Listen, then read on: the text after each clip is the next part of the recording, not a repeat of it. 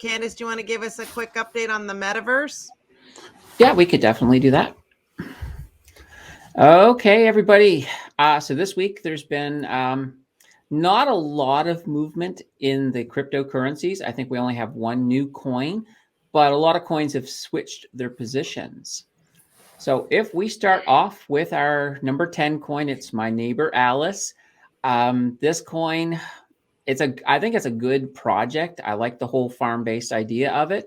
They've been sliding a bit. Now they are going to be going live in the spring. I think as we get closer to that, we're going to see a lot more interest in this game as well as in the coin itself. So still, I think a solid coin at number 10. When we move up to number 9, we have Phantasm, so Sol. They have slipped back from number 6. Once again, it is another really good game, but they've fallen a little bit. So we move up to 8. We got the Sandbox. The Sandbox constantly on our list. They fell a whole 6% this week. Another good game, but they were the only one that still held the exact same spot that they held last week on the entire list, which is kind of interesting. At number 7 is Mana. They were at number 9 last week, so they have started to move up. Mana's been picking up a little bit, so it was only down 1.7% on their ROI for the whole week. So they're definitely a solid buy, and I think that you'll probably see them continue to move. I think overall in the Metaverse, there's been a lot of positive things happening, and when we get to the stock side, you'll definitely see what I'm talking about. Now, number 6, this is our new one for the week. And I know there's been a few people going, Wilder World, Wilder World. Well, Wilder World has finally made it. So this here is an immersive 5D metaverse. They use Unreal Engine 5, which is pretty cool. What's really interesting with them is they're set in a city called Miami. It's basically based off of Miami. You can buy your land there. You can buy condos.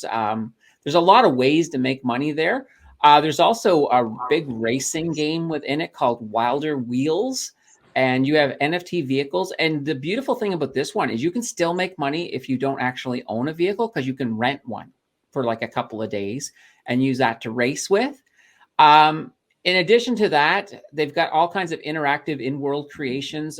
They've got leading artists in the NFT space. So they're really looking to make a shake. Last week, their return on investment was only negative 1.7. There was a lot of negatives this week on both sides. Number 5 was our number 1 from last week. Rainicorn fell 13.2%. Of course, anything with rainbows and unicorns in it, to me, definitely has a special spot in my heart. When we move up into number 4, we have Jewel. They were number 2 last week. They have fallen 2 spots. They were down a whopping 16.8% in their ROI. And that's sad, but it's definitely got I think it still have a lot of potential, and there's a lot of great things you can do within it. When we move into 3, we got Victoria VR. This is the one that's really, really realistic.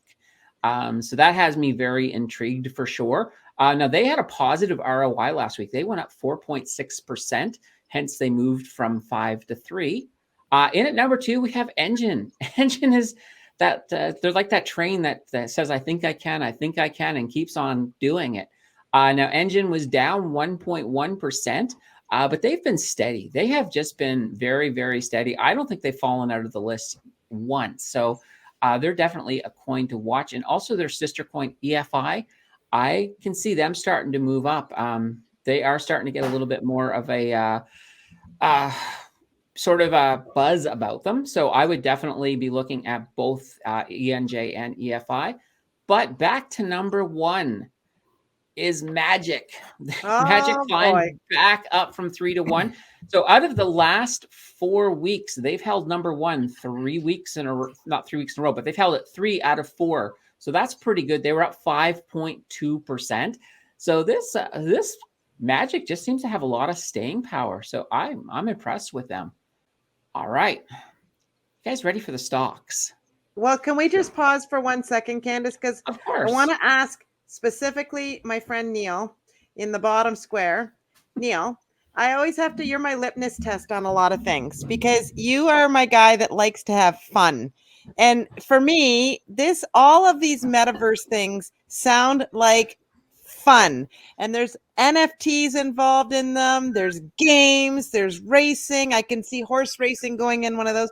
Where is your head at as far as Metaverse is concerned?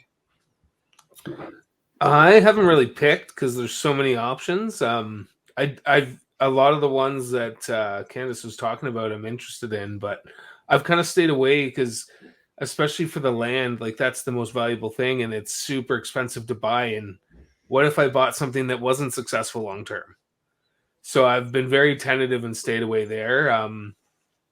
So I really haven't touched the metaverse a lot, except for being involved with Vivi, and they're supposed to be doing a Viviverse, and that's where all their characters and stuff will be able to be interacting in that. But I haven't done a lot other than Zedrun in the kind of ecosystems like in the metaverse.